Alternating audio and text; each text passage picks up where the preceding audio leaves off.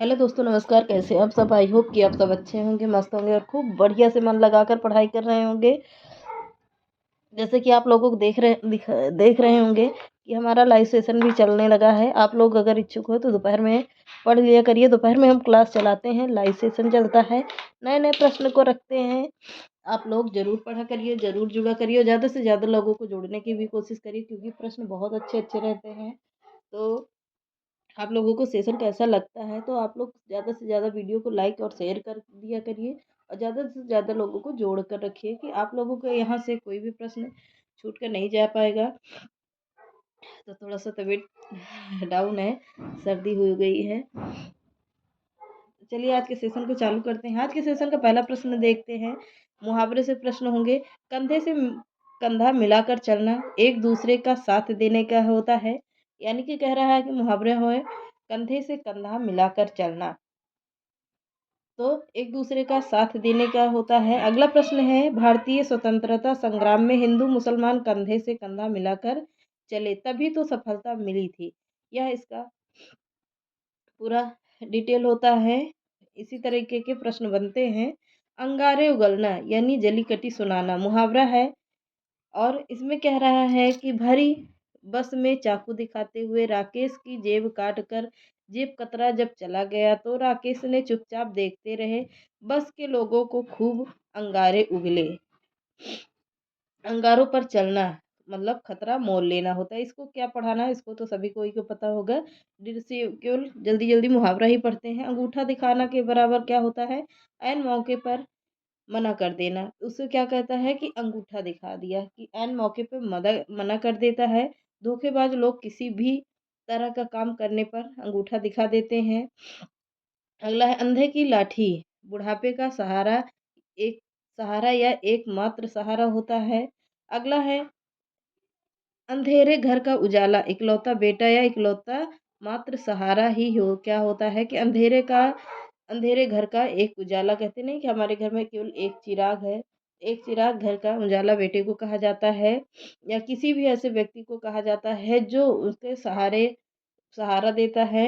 अगला है अंधाधुंध लुटाना बिना सोचे समझे खर्च करना। अगला है अक्ल के घोड़े दौड़ना बहुत दूर तक सोचना।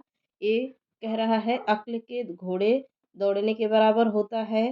सारे मुहावरे ही ज़्यादातर इसमें हैं। आज के पेपर में टीजीटी पीजीटी में मुहावरे से 4-5 प्रश्न कभी कभी दे देता, कभी इससे ज़्यादा भी दे देता है। तो यहाँ से जितने भी मुहावरे मेन मेन मैंने लिया हुआ है, तो आप लोगों के यहाँ से कोई भी प्रश्न छूट कर नहीं जा पाएगा। तो चलिए आज अगला देखते हैं। अगला है अक्ल का दुश्मन। अक्ल का दुश्मन किसे कहते हैं? मूर्ख या बेवकूफ को कहा जाता है अक्ल का दुश्मन। अपने ही पांव पर कुल्हाड़ी मारने वाले को अक्ल का दुश्मन ही कहा जाता है। अगला अपना उल्लू सीधा करना, यानी कि कह रहा है कि अपने काम बन जाता है तो केवल अपना काम ही लोग देखते हैं, इसके बारे में कहा गया है। आज हमारा दुर्भाग्य है कि देश के अधिकांश नेता समाज राष्ट्र की चिंता ना कर केवल अपना ही उल्लू सीधा करते हैं। अगला देखिए, अपने पैरों पर कुल्हाड़ी मारने का स्वयं का नुकसान करना होता है। नशीले पदार्थ का सेवन करना अपने पैरों पर कुल्हाड़ी मारना के बराबर होता है। अपने मुंह मियाँ मिट्ठू मानी कह रहा है कि अपनी बड़ाई खुद करना, इसी को कहा जाएगा मुहावरे में अपने मुंह मियाँ मिट्ठू बनना। अगला है कर्मठ एवं गंभीर व्यक्तियों को अपने मुंह मियाँ मिट्ठू बनना शोभा नहीं देता है। इसकी लोकोक्ति हो गई है। अपनी खिचड़ी अलग पकाना मतलब अपनी बात अलग ही रखना। किसी को देखते होंगे आप लोग कि अपनी बात करेंगे सबके सामने, लेकिन अपनी ही बात को ज़्यादा अड़िग रहते हैं कि नहीं यही होगा, नहीं यही होगा, यही इसी को कहा जाता है क्या? अपनी खिचड़ी अलग पकाना, इसी को कहा जाएगा। अगला है संगठन की ताकत तभी कमजोर होती है जब कुछ लोग अपनी खिचड़ी अलग पकाने लगते हैं। अपने पैरों पर खड़ा होना, स्वावलंबी होना या आत्मनिर्भर बनना, इसी को क्या कहते हैं? अपने पैरों पर खड़ा होना। आज के इस वैज्ञानिक युग में हमारी पूरी कोशिश होनी चाहिए कि भारत भी अन्य अन्य कुछ देश की तरह ही है अपने पैरों पर पूरी तरह से खड़ा हो सके। आंखें खुलना का क्या होता है? सच्चाई जानकर सावधान होना। अगला है दिन रात पढ़ते रहने का बहाना बनाने वाले पुत्र की परीक्षा में फेल होने पर आंखें खुल जाती हैं। अगला है आंखों का तारा होना, अत्यंत प्रिय होना, आंखों का तारा होने के बराबर होता है। अगला है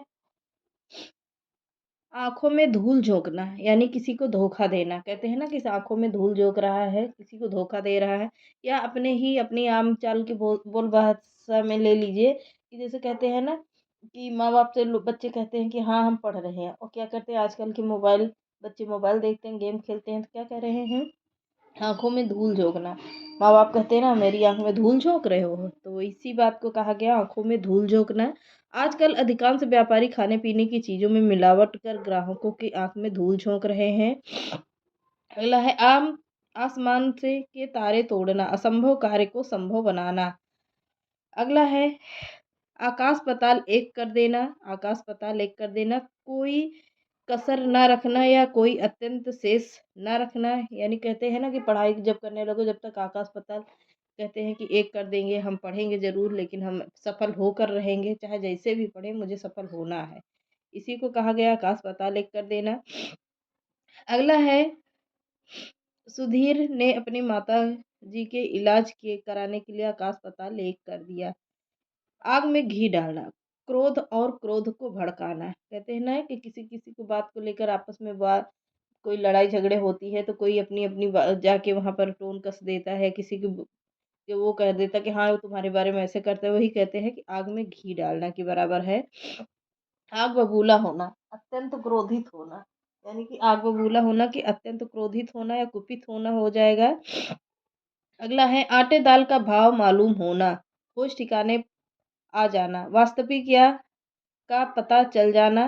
विवाह करने पर रविंद्र जब कल्पना लोक से यथार्थ में आया तो उसे आटे दाल का भाव मालूम हो गया। अगला है आस्तीन का साफ होना, ऊपर से मित्र होता है भीतर से शत्रु होना, या भीतर से घुसकर हानि पहुंचाना। इसे को क्या कहते हैं? अपन की आस्तीन का साफ होना। स्वार्थी लोग आस्तीन के साफ होते हैं, अतः उन्हें अपने से दूर ही रखना चाहिए। अगला प्रश्न देखते हैं। अब इसमें कुछ होंगे वाक्यांश के प्रश्न जिसको परीक्षा की दृष्टि से बिल्कुल इम्पोर्टेंट है। इसको भी आप लोग नोट करते रहिएगा। जिसकी पत्नी गुजर गई हो उसके लिए क्या कहा जाता है? विधुर कहा जाता है। जीने की इच्छा शब्द के लिए क्या होगा? जिजीविषा होता है। जो किसी जो कि शीघ्र प्रसन्न हो जाए वाक्य के लिए एक शब्द क्या होता है? आशुतोष। जो भोजन रोगी के लिए निषिद्ध है वाक्यांश के लिए एक शब्द क्या होगा? असध्य होता है। जुकाम बहुत तेज हो गया है, थोड़ा सा ही और पढ़ाएंगे, ज़्यादा नहीं पढ़ा पाएंगे आज। जो भोजन रोगी के लिए निषिद्ध होता है उसे क्या कहते हैं? असत्य कहते हैं। जो व्यतीत हो गया है वाक्य के लिए उपयुक्त एक शब्द होता है क्या? अतीत शब्द होता है।